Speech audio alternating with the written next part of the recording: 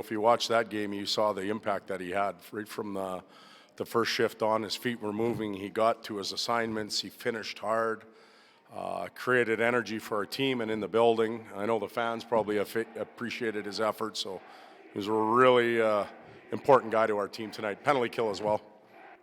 Todd, I know you guys want to play that physical brand of hockey, but 6 power plays tonight, I guess, it worked out for you guys today, but is there obviously a line that you guys don't want? Well, we want to continue, and we will continue to play physical, but it's the 2 penalties after the whistle, and it's the careless high stick that we've got to eliminate from our game.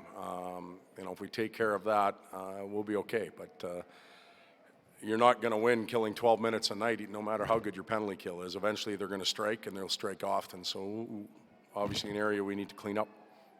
What's your sense in the dressing room of what Zach means to the group, just given everything that he's come through and the quality that's now in his game?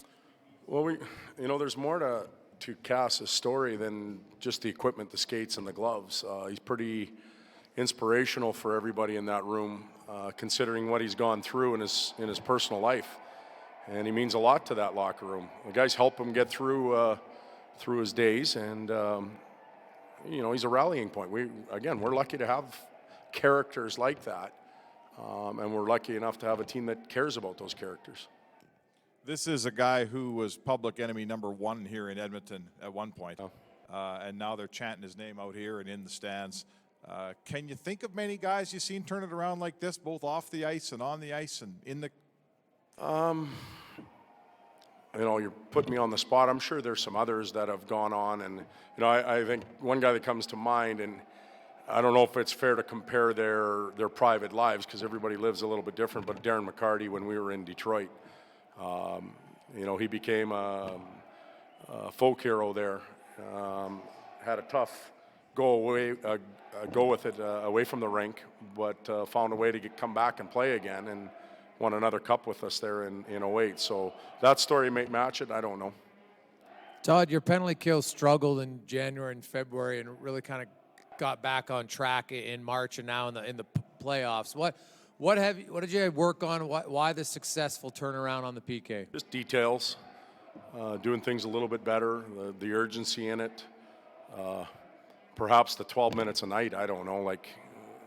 We seem to struggle when it was 1 or 2, and now it's 6, and it's not. I'm not joking about that. That's a concern. We got to fix it.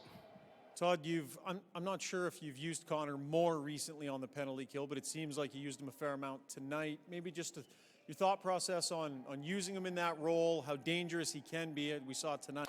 Well, we used him during the year, not so much at the beginning, at the midway mark, and during that swoon we didn't use him as much for a number of different reasons. We had to get some other players up and running and keeping him out of shooting lanes and that type of stuff. But now at this time of the year, you just throw him out there and you use him.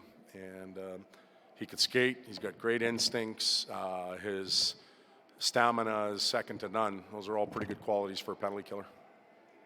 Clefbaum looked like he was laboring on the bench there. Do you have an update or a word on? Yeah, he blocked a shot. I went and saw him. He said he's okay, so that's good.